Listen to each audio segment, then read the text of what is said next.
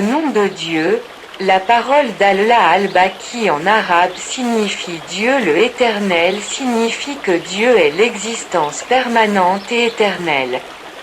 Il ne périt pas ou ne meurt pas et il est décrit comme la survie après que la création a été soumise à l'anéantissement. Toutes les créatures de l'univers, y compris les djinns et les anges, périssent et meurent sur ordre de Dieu.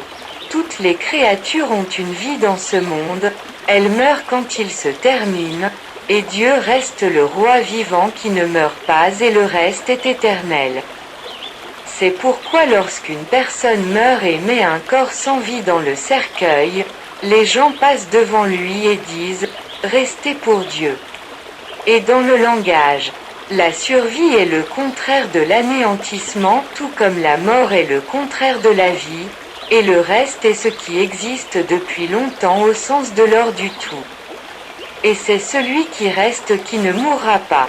Quant au visage de la grâce à la cour de la création, c'est le transfert à la demeure du jugement où chaque âme est tenue responsable de ses actes majestueux et vils, nombreux et peu nombreux, grands et petits. Ne faites de tort à personne le poids d'un atome.